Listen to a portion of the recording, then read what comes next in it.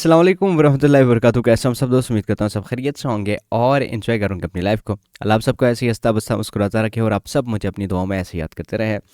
आज की इस वीडियो में हम बात करेंगे लाइट कॉइन के बारे में कि यार इतना ज़्यादा क्रैश आने का पीछे रीज़न क्या है और किस तरीके से हम लाइट कॉइन के अंदर जो है वो सेव हो सकते हैं, कैसे प्रॉफिट ले सकते हैं, इसके फंडामेंटल्स और उसी के साथ जो है बैकग्राउंड में क्यों इतना ज़्यादा क्रैश हुआ और ये सारी चीज़ें डिस्कस करेंगे और आप इसमें कैसे प्रॉफिट बना सकते हो, कितनी पॉसिबिलिटी है वो भी हम ज़रूर जानेंगे। तो इस वीडियो को आपने क्या करना, लाइक करना है और उसी के साथ कमेंट करना है कि आप किस सिचुएशन में हो और आगे का आपका क्या प्लान है, आप मुझे बता सकते हो। और अगर आप किसी भी कॉइन के अंदर स्टक हो तो ज़रूर से कमेंट कीजिएगा। अगर आपकी प्रॉब्लम छोटी हुई तो मैं कमेंट में रिप्लाई दे दूंगा, अगर बड़ी है तो मैं डेफिनेटली उसके ऊपर जो है एक बेहतरीन वीडियो बना के आपके सामने पेश करूंगा। तो आपने इस वीडियो को एंड तक लाजमी से देखना है ताकि आप लोगों को, अगर आप लाइट कॉइन के अंदर होल्डर नहीं हो तो मे भी बन सकते हो। इस वीडियो को देखने के बाद मे भी आप लोग लाइट कॉइन के होल्डर्स बन सकते हो। एक अपॉर्चुनिटी भी यहाँ पर क्रिएट हो रही है। अब सबसे पहले देखें, मार्केट का थोड़ा सा जायज़ा लेते हैं। तो मार्केट थोड़ा अभी 24 आवर्स हैं हमारे पास, कुछ ही घंटे बचे हुए हैं, जो कि 2026 की बात नहीं कर रहा, एफओएमसी के मिनट रिलीज़ होने में। तो अभी मार्केट की जो सिचुएशन है वो कुछ हद तक मार्केट कैप जो है वो, आप यहाँ पर डाटा देख रहे हो तो कुछ हद तक जो मार्केट का मार्केट कैप है वो बढ़ती हुई आपको नज़र आई है। और उसी के साथ जो है ईटीएफ का फ्लो भी थोड़ा सा वीक नज़र आ रहा है हमें, लेकिन डोमिनेंस जो है अपना ज़बरदस्त थोड़ा सा अपना अप मोमेंट की तरफ जाने की कोशिश कर रहा है। लेकिन फिल वक्त के लिए जो 24 आवर्स का जो रिस्पॉन्स है वो एज इट इज़ हमारे ऊपर नज़र आ रहा है। ठीक है, अच्छा लाइट कॉइन की तरफ चलते हैं मेरे भाई। हम ट्रेडिंग व्यू का इस्तेमाल करेंगे। अब लाइट कॉइन का टोटल हाई हमने क्या देखा था? लाइट कॉइन का टोटल हाई हमने देखा था मेरे भाई 4.80। ठीक है, 4.80 के करीब हमने इसका हाई देखा और उसके बाद ऑल द वे डाउन चला गया। अब ये डाउन क्यों आया, मैं इसका एक रीज़न आप लोगों को बता देता हूँ। चले वेब ब्राउज़र में चलते हैं। अब यहाँ पर अगर आप देखें तो एमएक्सी के ऊपर एक न्यूज़ आई है कि भाई जो suspected team related addresses sent 8.8 million worth of light to Bitget within 4 days। ठीक है, अच्छा ये कुछ 11 मिलियन की वर्थ ऑफ टोकन्स हैं। ठीक है, लाइट कॉइन इतने वर्थ के लाइट कॉइन है जो कि बिटगेट के ऊपर ट्रांसफ़र हुए हैं। और लाइट कॉइन जब अपने पीक पे था $3 एंड $4 समथिंग, तो वहाँ पर क्या था कि लेवरेज लेके लोगों ने बहुत ज़्यादा लॉन्ग करके रखा था। ठीक है, अब ये जो ट्रांसफ़र हुए हैं वो टीम वॉलेट्स के थे। ठीक है, टीम के वॉलेट के थे, आप यहाँ पर देख सकते हो टीम के वॉलेट के थे। और यहाँ पे 7 का ऑलमोस्ट जो मेरी कैलकुलेशन के हिसाब से है वो 11 million coins light coin worth के जो है वो कॉइन है। यहाँ पर 11 मिलियन के जो ट्रांसफ़र हुए थे बिटगेट पे। अब जब इतना ज़्यादा कॉइन जो सेंड हुए हैं तो उसमें क्या है कि पैनिक बहुत ज़्यादा हो गया।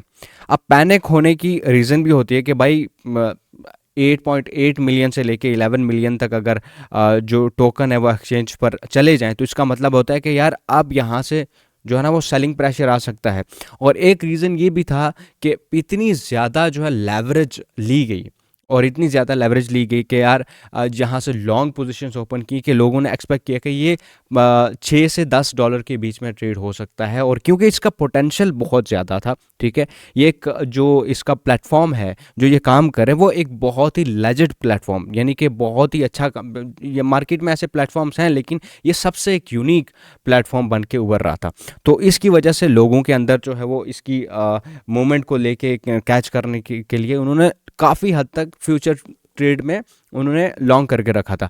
अब लॉन्ग करने का मकसद, जिन्होंने भी लॉन्ग किया था $3 $4 से लॉन्ग करके रखा था, उनकी लिक्विडेशन $1 से बिलो इतनी लिक्विडेशन होती है लोगों की। ठीक है, तो रखते हैं बड़े वेल्स भी, बड़े बड़े वॉलेट्स भी। तो उस वजह से क्या किया कि यहाँ पर जितने फंड ट्रांसफ़र हुआ उससे मार्केट में एक सेलिंग का प्रेशर आ गया। ठीक है, उस प्रेशर की वजह से जब जिन्होंने लॉन्ग किया था उनकी प्राइसेस, एक तो जब $1 पे पहुंची प्राइस क्रैश कर गया, इस न्यूज़ के बाद भी क्रैश किया।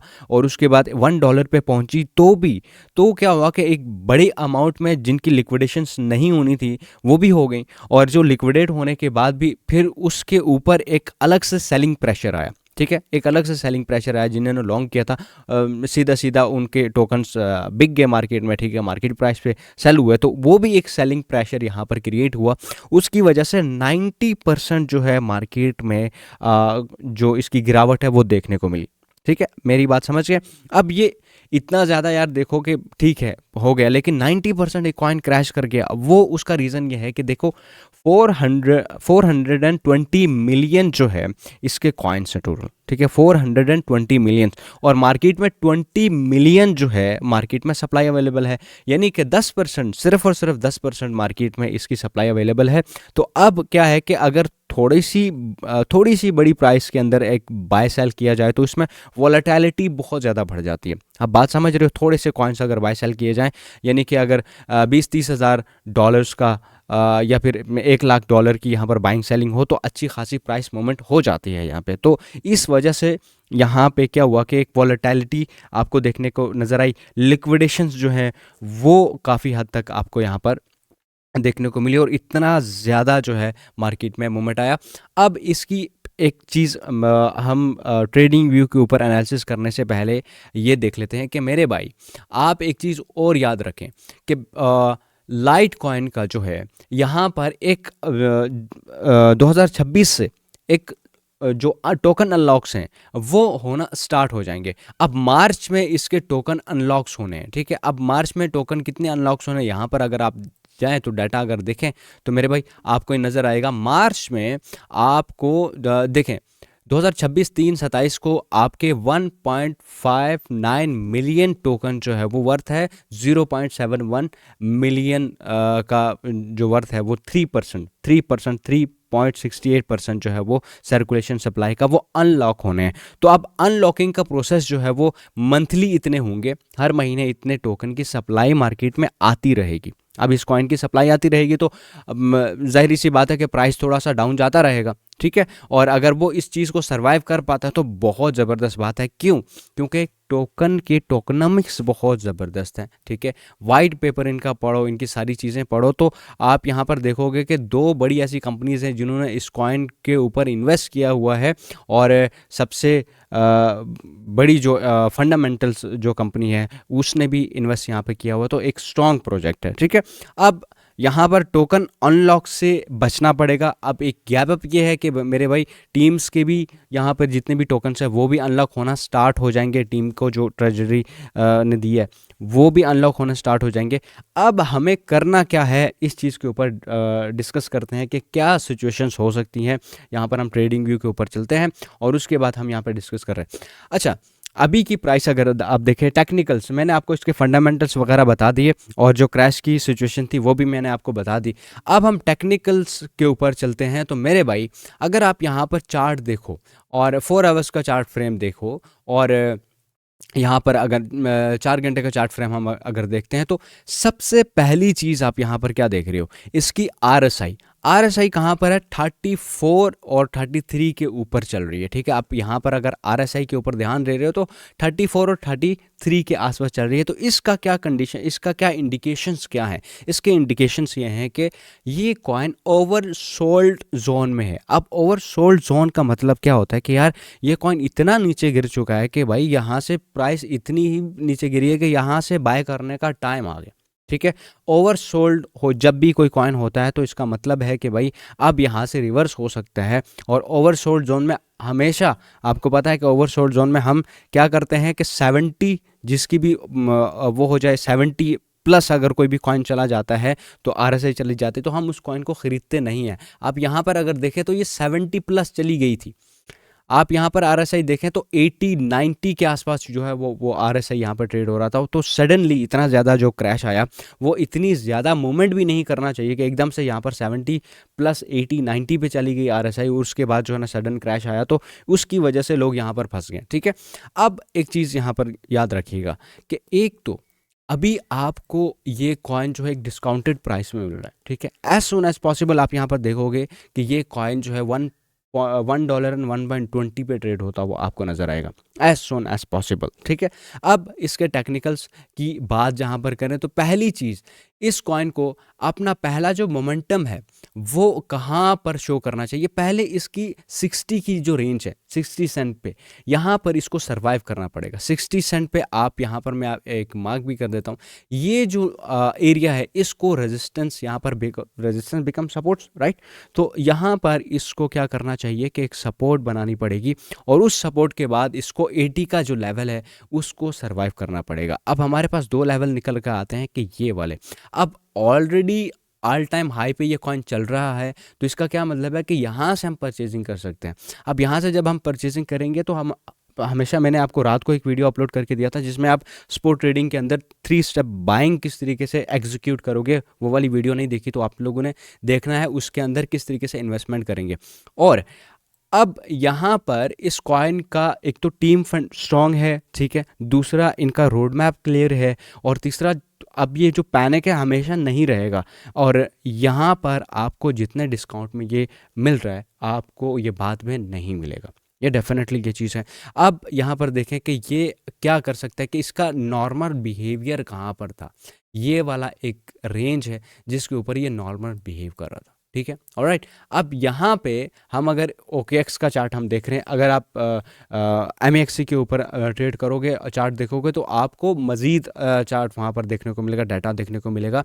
तो मेरे भाई अब इस रेंज पे आने के लिए क्या करना पड़ेगा, मैंने ऑलरेडी दो मार्क कर दिए कि 60 और 80 सेंट को क्रॉस करना बहुत इंपॉर्टेंट है, और अगर ये नहीं करता तो फिर क्या है कि मैं आप लोगों को एक और जो साइकोलॉजिकल लेवल है वो मैं आपको बताता हूँ कि ये आपको 30 सेंट पे भी देखने को मिल सकता है, ठीक है, आपको 30 सेंट पे 25 सेंट पे भी देखने को मिल सकता है, क्योंकि इसको मार्च तक एक सरवाइव करने की इसके अंदर हिम्मत आनी चाहिए, क्योंकि टोकन अनलॉक्स तो हर कॉइन के होते हैं, हर फंडामेंटल कॉइन के टोकन अनलॉक्स होते हैं, सारी की सारी सप्लाई एकदम से मार्केट में नहीं दी जाती, ठीक है। ये कोई मीम कॉइन नहीं है, ये कोई ऐसे कॉइन्स नहीं है जिनके अंदर जो है वो आपने पिपिन देखा या दूसरे कॉइन्स देखे कि सारी की सारी सप्लाई मौजूद है, उसके बाद पीनट कॉइन जिस तरीके से है, तो हर ये एक प्लेटफॉर्म है जिसके अंदर इसकी ये टोकन्स यूज़ होंगे एज अ फीस और एज अ बहुत सारी चीज़ों के लिए ये टोकन्स यूज़ होंगे, ठीक है। तो आने वाला वक्त जो है, जो इनका प्रोटोकॉल है, जो ये चीज़ें हैं, ये बहुत ही ज़्यादा ग्रो करने वाली हैं मेरे हिसाब से, मेरे एनालिसिस के हिसाब से। तो आपने क्या करना है, देखें, अगर आपने इसकी बाइंग ऑलरेडी $1 से की है तो अभी आपके पास है कि आपका ये 50% गिर चुका है $1 से, ठीक है। तो आपने मज़ीद इसके अंदर एक बाइंग अपॉर्चुनिटी ढूंढनी है, यहाँ से बाय कर सकते हो। अगर आपने $3 से भी किया था तो यहाँ से वापस से बाइंग की अपॉर्चुनिटी मिल सकती है, और अगर आपने अभी तक बाय नहीं किया तो छोटी सी अमाउंट में बेशक $20 $30 लगा सकते हो, और लगाने के बाद होल्ड करो, और अगर नीचे आता है जैसे मैंने आपको कहा कि 33 35 सेंट और उसी के साथ 25 सेंट, यहाँ पर आपकी सेकंड एक बाइंग मज़ीद अपॉर्चुनिटी हो सकती है कि यहाँ से आप बाय कर सकते हो। ये कॉइन आपको मेरे हिसाब से धोखा नहीं देगा, ना कहीं गर्क होने वाला है, क्योंकि इसको बड़े प्लेटफॉर्म्स ने लिस्ट करके रखा हुआ है, ठीक है। अब ऐसा नहीं है कि खाली ये MEXC के अंदर है, खाली बिटगेट के अंदर है, ये OKX के अंदर ऑलमोस्ट आपको हर एक्सचेंज पे ये देखने को मिल जाएगा। तो ये इसका ऐसा सवाल नहीं है कि यार ये बिल्कुल एरा गैरा कॉइन है। तो फिल वक्त के लिए आपको RSI भी इंडिकेट कर रही है कि भाई ओवर सोल्ड है, यहाँ से बाइंग की अपॉर्चुनिटी बन रही है, तो आप ये बाय कर सकते हो। आपने इस कॉइन के अंदर बिल्कुल फिल वक्त के लिए पैनिक नहीं करना, जितना नीचे जाएगा आप उतने नीचे से मज़ीद बाय करो। एक और चीज़ मैं आप लोगों को बताता हूं कि अगर आप एक बड़ी अमाउंट में बाय नहीं करना चाहते, ठीक है, अगर आप इसमें इन्वेस्टमेंट बड़ी अमाउंट से नहीं करना चाहते, तो हर 5 सेंट के गिरने पे आप $10 लगा सकते हो। हर 5 सेंट के गिरने पे, बढ़ने पे नहीं, गिरने पे, हर 5 सेंट गिरने पे आप $10 इन्वेस्ट कर सकते हो। अल्टीमेट आपका $100 तक जो है आप जा सकते हो, $100 इन्वेस्टमेंट करने के ऊपर। तो हर एक 5 सेंट का गिरे, जैसे कि आप 45 सेंट पे है, तो अगर ये 40 पे आता है तो फिर आप इसको परचेज़ कर सकते हो, 35 पे आता है तो परचेज़ कर सकते हो। इस तरीके से आप अगर परचेज़ करोगे तो डेफिनेटली ये एक अपना ऑल टाइम हाई मज़ीद बनाएगा, ये अपना एक ऑल टाइम हाई मज़ीद बनाएगा, और $10 को जो है वो अगले आने वाले कुछ महीने भी, और या फिर 1-2 साल 3 साल लग सकते हैं, और ये अपना एक ऑल टाइम हाई मज़ीद से चेज़ कर सकता है। लेकिन आप इस कॉइन के अंदर फोकस्ड रहो और उसके बाद इसको अपने पोर्टफोलियो में ऐड करो और अपने वॉलेट में ज़रूर से ऐड करो। इसकी बहुत ज़्यादा, देखो इतनी ज़्यादा सप्लाई भी नहीं है कि भाई आप हम ये समझे कि यार ये कॉइन बिल्कुल गर्क हो जाएगा। ट्रिलियंस ऑफ सप्लाई जिस तरीके से होती हैं वो भी नहीं है, और सप्लाई भी इतनी है कि भाई ठीक ठाक सप्लाई है जो कि आपको इजीली $1 to $2 तक तो इजीली आराम से पहुंचा सकता है। इतनी सप्लाई का टोटल सप्लाई भी अगर आ जाए इसकी मार्केट के अंदर, ठीक है, जो कि 420 मिलियन है, तो 420 मिलियन तो कोई भी कॉइन जो है यहाँ से इतना मार्केट कैप गेन कर सकता है। तो ये 1 बिलियन 2 बिलियन जो मार्केट कैप है वो भी कैप्चर कर देते हैं बड़े बड़े कॉइन्स। तो और ये फंडामेंटल कॉइन है, तो आने वाले सालों में जो है ये आपको डेफिनेटली $3 $4 तो इजी होगा। इसके लिए एक टाइम आएगा कि यार आपको ये कॉइन $5 $3 के आसपास ट्रेड होता हुआ आपको नज़र आएगा। तो इसमें अच्छी होल्डिंग्स आप बना सकते हो, लेकिन अपना सारा पैसा जो है इसी एक कॉइन के अंदर एक ही दम लगाना बेवकूफ़ी होगी। तो आपने स्टेप वाइज इन्वेस्टमेंट इसके अंदर करनी है। उम्मीद करता हूँ ये वाली वीडियो आपको पसंद आई है। अगर पसंद वीडियो को लाइक करें, चैनल को सब्सक्राइब नहीं किया तो चैनल को सब्सक्राइब कर सकते हैं। मैं मिलता हूँ आपसे नेक्स्ट आने वाली वीडियो में, तब तक के लिए अपना ख्याल रखिएगा, अपने दोस्तों का ख्याल रखिएगा। खुदा हाफिज़ एंड ऑलवेज स्टे क्रिएटिव।